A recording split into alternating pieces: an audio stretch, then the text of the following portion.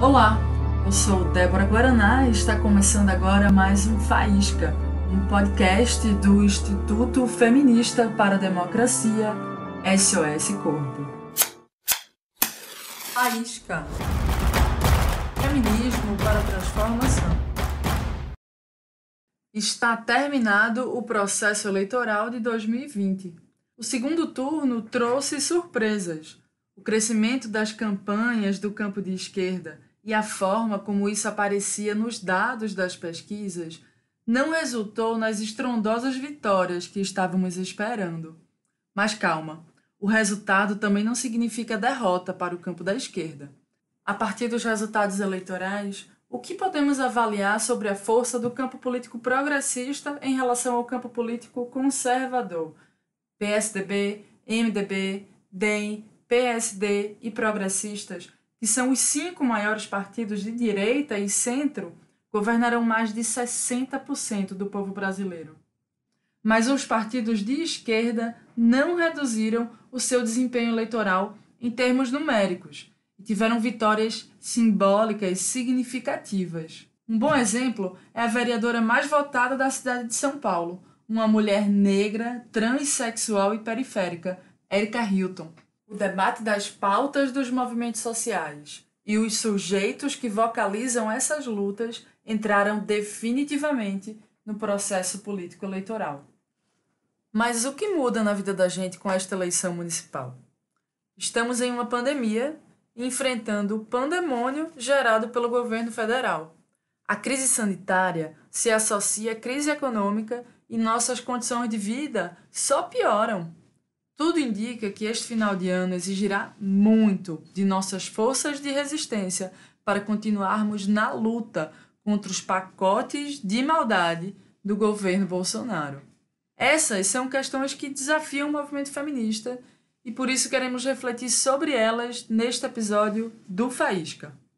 Participam comigo desse episódio Carmen Silva, bem-vinda Carmen. Oi Guaraná, olá ouvintes do Faísca, eu sou Carmen Silva e atuo no coletivo político profissional SOS Corpo. E a companheira Silvia Camussa está aqui também contribuindo com a gente hoje. Alô Silvia! Olá ouvintes, eu sou Silvia Camussa, educadora aqui do SOS Corpo, que está fazendo mais esse programa para circular na net. Essa avaliação. Muito bom estar aqui partilhando um debate coletivo que a gente construiu juntas lá no SOS. Muito obrigada, companheiras, vocês que já participaram aqui no programa, então sintam-se em casa. Vou começar aqui disparando primeiro para a Silvia. Os dados eleitorais mostram mudanças na correlação de forças entre o campo conservador e o campo progressista e de esquerda no país? Sobre correlações de forças, a gente precisa avaliar a correlação das forças na sociedade e as forças nas câmaras e prefeituras. As forças na sociedade são os grupos que disputam os rumos das coisas, né? Os empresários, as mulheres feministas, o povo negro, né? O povo indígena, moradores de periferia. Eu acho que essa população voltou a fazer política com força nessas eleições, porque estava descrente da política institucional, né? Veio fazendo política e resistindo a todo esse desmando, mas não estava com muita esperança da questão eleitoral. Acho que os de baixo, os oprimidos, os setores, como as feministas, as mulheres negras e outros setores, trouxeram com muita força debate para a sociedade. E isso, no presente e no futuro, pode se revelar em mais simpatia às nossas causas, portanto, alteração da relação de forças entre os vários polos, né, de oprimidos e dominadores na sociedade, do ponto de vista de raça, de classe, de gênero, né, de geração. A correlação de forças nos espaços institucionais, a gente avalia pelos partidos, né, e os grupos de partidos. Então, tem 3 grandes grupos de partidos hoje. A ultradireita bolsonarista, a direita tradicional e a centro-esquerda. Bom, a centro-esquerda não perdeu. Se vocês olharem alguns dados, vocês vão ver o PT, por exemplo, partido que mais perdeu em 2016, manteve agora a mesma votação. Então, o PT não está recuperando a confiança da população, mas também não está perdendo mais. o PSOL cresceu muito e os outros partidos de centro-esquerda e de esquerda que estão nesse campo, PCdoB, PDT, PSB, variou bastante, mas um pouquinho a mais, um pouquinho a menos, mas no todo a esquerda manteve a votação entre 35% e 45% agora no segundo turno, que é uma votação histórica. Parece que esse é o teto da população que vota na esquerda no país. Há muitos anos isso é assim. Tinha caído, voltou. Então, isso é bom. E a ultradireita perdeu votos, muitos votos. Quem ganhou muito voto, às vezes triplicou a quantidade de votos que tinha na eleição de 2016, comparada com a eleição de 2018, foi a centro-direita e a direita. Né? O DEM, que é o antigo PFL, o MDB, o PSDB, perdeu voto, mas ganhou importantes cidades, o PP. Então, a centro-direita foi a escolha da maioria da população. Isso significa que as pessoas, a maioria, não querem, no plano local, a ultradireita. Isso é muito importante, isso altera a correlação de força. E a derrota da Igreja Universal, representada pelo candidato Crivella no Rio de Janeiro, que foi uma derrota imensa, é muito importante enquanto limite, né, as forças nas capitais. Eu diria que a correlação de forças de centro-direita e centro-esquerda nas câmaras e prefeituras vai dar a nós possibilidades de avançar em algumas conquistas, porque a gente agora está mais à direita e menos na outra direita. Obrigada, Silvia. Eu queria perguntar agora a você, Carmen. Essa campanha eleitoral, ela foi diferente das outras? E me conta, o que mudou e a quem isso favoreceu? Sim, esta campanha foi diferente.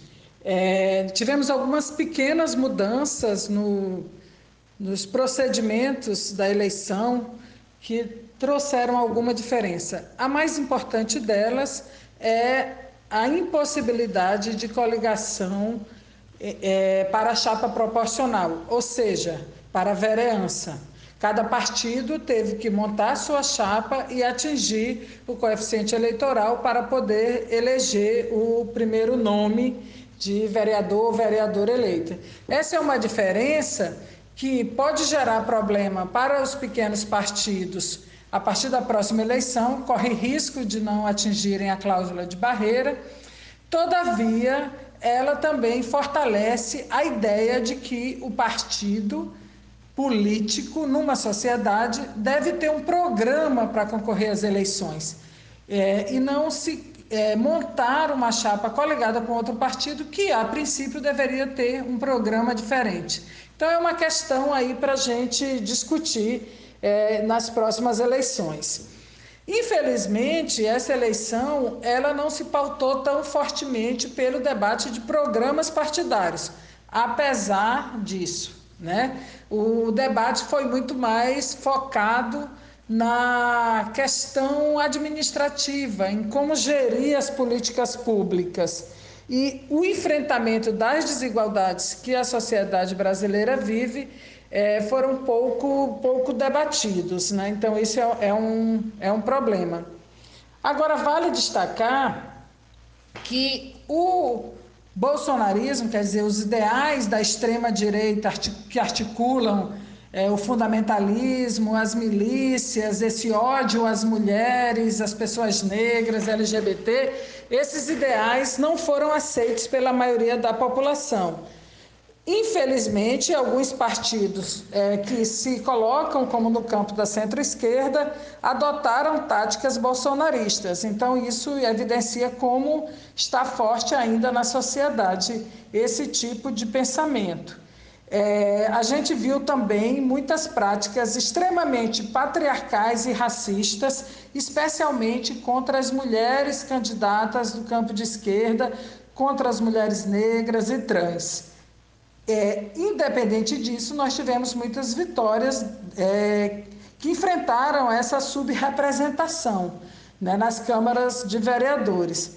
Agora, é uma denúncia que nós temos que fazer. A violência política está crescendo em nosso país, se fortalecendo, e ela é direcionada contra as mulheres, contra o povo negro, contra as pessoas que desviam da norma sexual oficial, né? Com as pessoas que têm uma identidade de gênero que não é muito aceita na sociedade. Então, lésbicas, trans, gays, pessoas negras, mulheres e o povo indígena têm sido vítima de violência política de uma forma muito forte, e isso é uma denúncia que nós temos que seguir fazendo. As táticas bolsonaristas estão no ar, mas afinal o bolsonarismo saiu vencedor ou derrotado nessa eleição, Carmen? Sem dúvida, o bolsonarismo saiu derrotado nessa eleição. Os candidatos que Bolsonaro botou a mão perderam a eleição. A delegada Patrícia em Recife é um exemplo, o Crivella no Rio foi execrado da política para sempre, e isso é uma derrota do fundamentalismo religioso, mas isso não significa que ele tenha acabado ou que ele esteja completamente enfraquecido. Ele tem a presidência da República, né? E tem muitas prefeituras, então isso o fortalece. Mas, em termos eleitorais, o Bolsonaro foi derrotado. Em relação à esquerda, a gente tem que avaliar com muita precisão, porque é uma situação bastante complexa. A gente tem que considerar que a esquerda vem numa maré baixa há algum tempo. Teve o golpe contra a presidenta Dilma Rousseff, depois teve a eleição de Bolsonaro. A gente viveu um risco muito forte do recrudescimento do autoritarismo, numa perspectiva fascista. Então, esse momento aí passou. Agora, o que a gente viu se fortalecer na eleição foi a direita tradicional, que também às vezes é chamada de centrão, mas na verdade o chamado centrão e a direita tradicional saíram mais fortalecidos, mas a esquerda se mantém, apesar do PT, que é o maior partido da esquerda, não governar capitais. Mas, apesar disso, o número de eleitores que apostaram nessa perspectiva foi semelhante a outros momentos da esquerda. Agora, tem muitos desafios, né? A esquerda precisa se repensar em como dialoga, né, com as pautas dos movimentos sociais e com os sujeitos que constroem os movimentos sociais. Sem se repensar por aí, a esquerda não vai alterar a visão que a sociedade tem sobre ela. E também precisa repensar o sistema político brasileiro. Não é mais possível manter essa forma de eleição e não é mais possível para a esquerda não ver a crise de representatividade que existe no sistema político brasileiro. Então, tomar as pautas dos movimentos sociais e os sujeitos dessas pautas como aliados políticos é muito importante para construir um programa de país. Não dá mais para a esquerda partidária ver os movimentos como apoiadores de última hora. É preciso compreender isso e também adotar medidas que possam pôr fim à subrepresentação de mulheres, das pessoas negras, dos povos indígenas, da classe que vive do seu trabalho, de quem é dominado e explorado e que é subrepresentado nesse sistema político. Sem mudar a forma de eleição, sem mudar a forma de organização partidária, a gente não vai ter a possibilidade de construir um programa de país que seja democrático, que seja popular, que represente a maioria da população brasileira. Carmen, e os movimentos sociais, como eles atuaram nessas eleições, para além desse chamado de última hora para apoiar campanhas? Qual o impacto que os movimentos sociais tiveram no processo eleitoral? É bem interessante essa questão. Diferentemente de outros momentos eleitorais, nos quais os movimentos sociais atuavam soltando uma nota de posição ou promovendo debates, lançando uma carta compromisso, o que também seguiu acontecendo agora, mas desta vez muitos movimentos optaram por lançar candidaturas orgânicas, candidaturas de pessoas do seu próprio movimento. Obviamente, pelos partidos políticos e majoritariamente pelos partidos do campo de esquerda. Isso porque No sistema político brasileiro, é impossível você lançar candidaturas por movimentos sociais, né? Para participar do processo eleitoral efetivamente, você tem que entrar em um partido político. Mas, mesmo assim, a gente viu a caracterização de várias candidaturas como sendo candidaturas de movimentos. Um outro elemento importante da atuação dos movimentos nessa campanha foram as inúmeras iniciativas de mobilizar recursos, realizar formação, realizar campanhas na opinião pública para impulsionar as candidaturas ligadas aos movimentos sociais. E aí tem destaque o movimento negro e o movimento feminista, com inúmeras campanhas que fizeram a diferença, e os resultados indicam essa diferença no cenário político, né? E a plataforma dos movimentos sociais, pela reforma do sistema político, também lançou a campanha Quero Me Ver no Poder, discutindo a subrepresentação do povo negro, das mulheres, da comunidade LGBT, dos indígenas, da juventude. Então, isso coloca em questão a forma de organização do nosso sistema político, que nós não vamos conseguir superar a subrepresentação apenas com a participação eleitoral. Um outro destaque importante que se relaciona com os movimentos sociais foram as candidaturas coletivas. A gente viu crescer exponencialmente o número de candidaturas coletivas, majoritariamente de mulheres, de pessoas negras, de jovens, mas também essas candidaturas coletivas demarcaram um campo político. Elas foram candidaturas do PSOL e do PT. Mais amplamente do PSOL. Então, essas candidaturas coletivas são uma forma de hackear o sistema político, de dizer, nós não queremos parlamentares baseados apenas no nome de uma pessoa, no personalismo, numa construção que não seja coletiva, que não seja de movimentos sociais. As candidaturas coletivas são uma expressão forte dos movimentos sociais e que precisam ainda ser consolidadas, e elas colocam em xeque esse sistema político brasileiro baseado apenas em indivíduos, né, no nome das pessoas. Então, eu acho que é um elemento aí que a gente precisa pensar e seguir construindo, avaliar como é que estão se dando esses mandatos, como é que eles representam as nossas pautas. Eu acho que é bem importante esse fenômeno do crescimento das candidaturas coletivas. Para fechar, Silvia, me conta, qual você acha que é o desafio maior da ação política feminista nesse novo momento?